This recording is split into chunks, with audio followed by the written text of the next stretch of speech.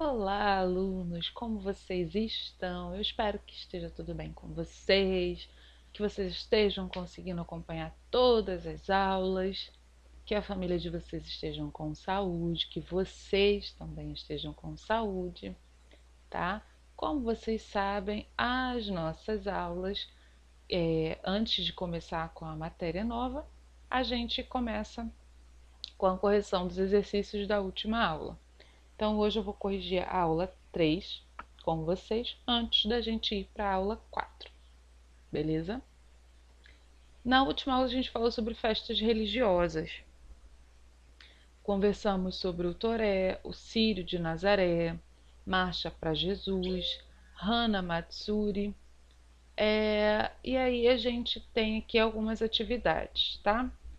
O relacione de vocês ficou assim: 7, 6, 4, 8, 1, 3, 5, 2. Ops. E agora o número 2 era de resposta pessoal, tá? É para vocês elaborarem uma lista de festas religiosas das religiões aqui da nossa região, da nossa comunidade, festas da nossa cidade aqui. E aí vocês fariam uma pesquisa para saber a origem dela. Eu até citei aqui uma que estava se aproximando, que é a festa de Santo Antônio, né, que é considerado padroeiro da cidade de Nova Iguaçu e é comemorado agora em junho. Então, seria uma das opções. A gente sabe que tem outras, mas foi um exemplo que eu havia dado a vocês. Essa foi a correção. Não deixem de fazer as atividades, por favor. Não deixem de fazer as atividades. Novamente, texto não precisa copiar, mas as atividades eu quero no caderno. Sejam elas impressas, vocês vão colar. Quem estiver copiando, copia na nossa matéria, tá? Deixe o caderno de vocês organizadinho, é importante, porque no retorno eu vou olhar o caderno de vocês, eu vou estar vistando o caderno de vocês. Então eu preciso que o caderno de vocês estejam organizados, porque vocês vão precisar para estudar para as avaliações que estão chegando. Mentira, está chegando não, falta muito. Mas de qualquer forma tem que deixar tudo organizado, tá? Deixa tudo prontinho, bonitinho, vão fazendo aos pouquinhos, que vai dar tudo certo. Espero que o quanto antes a gente esteja de volta, mas enquanto isso não acontece, a gente troca nossa ideia por aqui, beleza? Então, essa foi a correção do exercício da aula 3. Agora a gente segue para a nossa aula 4. Bora lá! Bom, então aqui o tema da nossa aula vai ser festa e peregrinação, tá? A gente vai falar um pouquinho mais sobre essas festas que acontecem aqui no Brasil. E para dar início, a gente tem assim: as festas religiosas podem ser consideradas sagradas? O que são festas populares e religiosas? Qual é a relação entre a peregrinação e a festa religiosa? Então, a gente vai desenvolver sobre esses temas aqui, tá? As festas, elas marcam os momentos da cultura e da tradição dos povos, tanto pelos rituais festivos quanto pelo ritual religioso. Tais acontecimentos reafirmam laços sociais e raízes que aproximam os homens, resgatam tradições religiosas, e também emoções. Mesmo com os objetivos diferenciados, as festas possuem características semelhantes na música, na dança, no canto, na poesia e principalmente no espírito de colaboração, troca e favorecimento. As festas populares e religiosas traduzem a linguagem do povo, a cultura popular, tudo que vem do povo e da sua alma. No Brasil, devido à grande diversidade de tradições religiosas existente, temos várias festas religiosas. O ecletismo religioso é responsável pelas manifestações de dança, teatro, música e também pelas peregrinações que estão presentes em todas essas regiões do país e que, sem dúvida alguma, movimentam milhares de fiéis todos os anos. Então, aqui está falando que, assim, por mais que o tema das festas seja diferente, né, todas as festas têm em comum essa questão da colaboração entre as pessoas que estão organizando e participando, as questões de dança, música, teatro, envolve tudo isso, as tradições, então faz parte. E como a gente tem aqui um país tão grande como o nosso, que a gente fala que ele tem uma proporção continental, a gente às vezes até costuma dizer que existem muitos Brasis dentro do nosso Brasil. A gente tem uma cultura enorme, ela é totalmente diversificada. Então a gente tem muitos tipos de festa, a gente tem muitos tipos de peregrinação. Então a gente, por influência até de outras culturas, a gente tem essa diversidade muito enraizada na nossa cultura, tá? A gente vai falar aqui sobre as festas no Brasil e vamos começar falando sobre o carnaval. E depois a gente segue falando da cavalhada, tá? O carnaval ele está relacionado às festas pagãs lá da Grécia e da Roma antiga, e era em homenagem ao deus Baco, ou chamado de Dionísio. A igreja acabou por institucionalizar essa festa, dando a ela a data e período específico de manifestação. Podemos dizer que o carnaval é uma festa com características italianas. Sua origem vem de Roma, Florença, Turim e Veneza. Roma é considerada o centro de difusão do carnaval, pois seus famosos desfiles contribuíram para a evolução dessas danças folclóricas.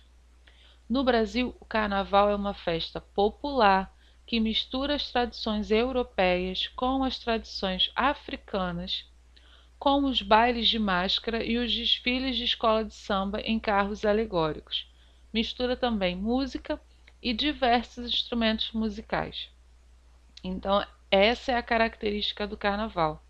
Começou lá em Roma, né? E aí se estende aqui no Brasil até os dias de hoje, porém mais caracterizado, com o uso de fantasias, não só como máscara, mas as fantasias em si, faz parte os desfiles alegóricos, né? Tudo isso foi sendo modificado com o tempo e foi misturado porque a gente tem aí não só o carnaval aqui no Brasil, ele não tem só a influência europeia, ele também tem a influência africana, tá? E agora a gente vai seguir falando da cavalhada. É uma festa popular tipicamente do estado de Alagoas, mas lá em Goiás e em São Paulo ela também acontece, só que uma versão diferente. A cavalhada é uma representação das batalhas entre os cristãos e os mouros durante o período medieval. No Brasil foi introduzido pelos padres jesuítas, cujo o objetivo era reafirmar a fé católica, garantindo então o seu poder. Era uma forma de teatro popular utilizado como catequese. Essa festa constitui um auto de conversão, sendo um torneio composto por 24 cavalheiros que executam manobras numa série de jogos. São divididos em dois grupos, vestidos com trajes especiais. Um grupo veste azul para representar os cristãos e o outro vai vestir vermelho representando os mouros. E eles executam manobras numa série de jogos. A cavalhada do tipo religioso consiste de um só desfile de cavaleiros que acompanham a procissão. Essa procissão é a de São Benedito, de São Jorge e São Roque. Ao finalizarem o processo, os cavaleiros fazem algumas evoluções conhecidas como meia-lua, caramujo e manobra zero. Aqui a gente viu a cavalhada, é uma festa popular, mas ela é típica do estado de Alagoas. Lá em Goiás e em São Paulo, elas também acontecem, mas têm as suas variações, tá? Tem numa versão diferente. E a gente tem agora a Folia de Reis. De origem portuguesa, ela se inicia no dia 24 de dezembro, que é a véspera do nascimento do menino Jesus, e termina no dia 6 de janeiro. Tem como intuito relembrar a viagem dos três reis magos, Baltazar, Belchior e Gaspar. Lá essa passagem dos três reis magos indo para Belém. A Folia de Reis ela é composta por grupos de pessoas vestidas com trajes coloridos que saem pelas ruas cantando cânticos bíblicos com uma bandeira colorida enfeitada com fitas e santinhos. Essas pessoas elas vão batendo nas portas dos fiéis com o objetivo de homenagear a Sagrada Família e levar bênçãos do menino Jesus para as famílias que recebem esses grupos. Na parte de fora das casas ficam os palhaços com máscaras e eles representam os soldados de Herodes. O chefe dos foliões, seguido dos palhaços do reizado, arrecadam dinheiro para gastar com os comes e bebes do dia 6 de janeiro, que é o dia da Folia de Reis. Então, eles vão, começam, esse grupo ele sai no dia 24 e eles começam a caminhar pelas ruas próximas, né? E eles vão saindo todos os dias até o dia 6 de janeiro e a cada dia eles vão a um lugar diferente. A ideia é entrar na casa das pessoas para abençoar, representando a chegada dos três reis magos que levaram presentes, né, para o menino Jesus. E só que naquela época ali, o menino Jesus, na época do nascimento dele, o rei Herodes mandou matar todos os bebês meninos que nascessem. E é por isso que tem os palhaços representando os soldados de Herodes. E os palhaços, eles não entram nas casas, somente os outros, porque eles representam os três reis magos. Os palhaços, como eles representam Herodes, eles não entram, tá? E a gente tem aqui a peregrinação. Os lugares sagrados, muitas vezes, eles são visitados por peregrinos que vêm de toda parte para pisar com seus próprios pés no lugar sagrado, pagar promessas, louvar, participar de rituais, entre outras coisas. A palavra peregrinação significa uma viagem ou uma expedição até um lugar sagrado de determinada religião. Peregrino, etimologicamente, é aquele que não pertence ao local. Entrou no vocabulário ocidental a partir do século XI e se refere ao ato dos cristãos fazerem uma longa jornada até Roma e Jerusalém, incluindo partes da Jordânia e da Cisjordânia, para visitar os lugares sagrados por onde Cristo passou. Essas peregrinações mais tarde deram origem à ideia inicial das cruzadas, que eram as expedições organizadas pelos cristãos com a finalidade de conquistar a chamada Terra Santa. Era território dos muçulmanos e judeus. Além de peregrinação para a Terra Santa, os cristãos costumam fazer as romarias para muitos outros lugares considerados sagrados, onde os chamados santos tiveram visões ou foram enterrados. E a gente tem aqui lugares de peregrinação. O Muro das Lamentações, que é visitado por judeus e por não-judeus. Lá são feitas orações e pedidos em pedaços de papéis e são depositados nas fendas dos muros. O muro é uma parte da muralha que Herodes construiu no ano 20 a.C. No entanto, no ano 70, Tito mandou destruir a cidade, e uma parte da muralha foi o que sobrou.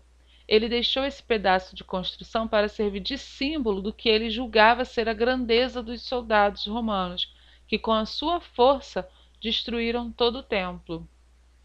No período do Império Romano, os judeus foram proibidos de entrar em Jerusalém.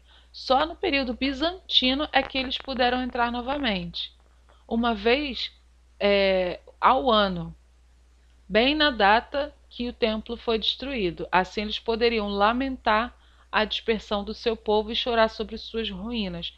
Por isso veio o nome do Muro das Lamentações, ok? A gente tem aqui Meca, que é importantíssima para os muçulmanos.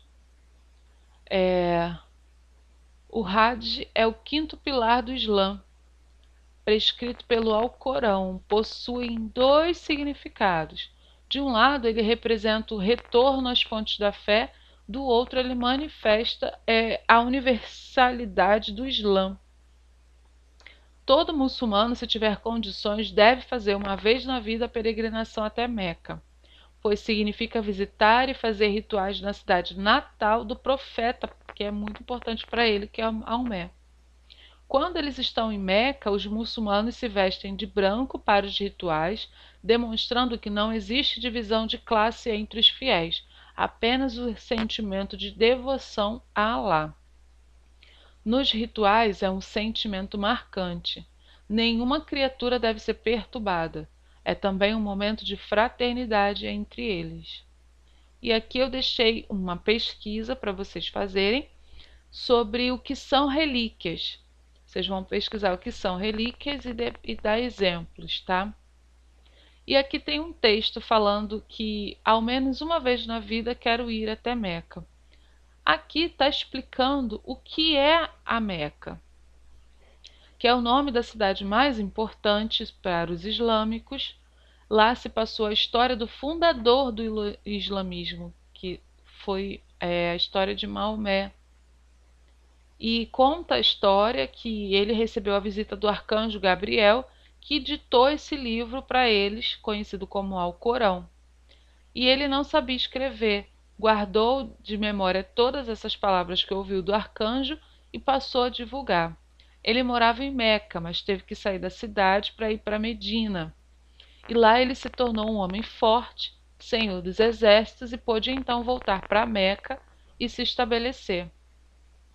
E aí lá tem uma construção sagrada, conhecida como Kaaba, e é uma construção muito alta, coberta por um pano escuro com bordado dourado.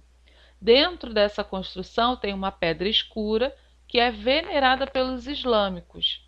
Alguns afirmam que essa pedra ela foi enviada por Deus para absorver os pecados da humanidade. Ela era branca no princípio e foi ficando escura com o passar do tempo. Outros falam que ela é um meteorito que caiu do céu. Enfim, ninguém sabe ao certo. Quem sabe não seja um meteorito enviado por Alá como símbolo de sua misericórdia. Enfim, como eu falei, ninguém sabe. E aí aqui o texto vai contando sobre por que é importante, o que tem lá. E aí eu deixei alguns exercícios para vocês a respeito desse texto também. Qual é o lugar sagrado e alvo de peregrinação na história? Qual é a confissão religiosa que é tratada nesse texto? Quem é o profeta protagonista dessa história? Quais são os principais motivos que tornaram esse lugar sagrado? Todas essas informações vocês vão ter nesse último texto, ok? Uma outra coisa agora, a aula se encerrou, mas eu preciso comunicar a vocês que vocês têm que entrar lá no chat para marcar presença. Não esqueçam, terça-feira de 8 às 11 eu vou estar lá. Marquem a presença de vocês. Se ficar alguma dúvida a respeito desse exercício, ou se quiserem fazer algum comentário a respeito da aula, vou estar lá também para falar com vocês, ok? Não deixem de jeito nenhum de marcar a presença de vocês, tá? E também não esqueçam de estar com essas atividades no caderno. Pode ser impressa ou pode ser copiada, mas tem que estar no caderno. E os textos, não precisa copiá-los, tá? Os textos são mesmo só para consulta. Quem quiser imprimir e colar no caderno, beleza também, que é material para vocês. Mas não tem essa obrigação. É no caderno só mesmo os exercícios. Beleza, pessoal? Um grande beijo para vocês e até a próxima aula.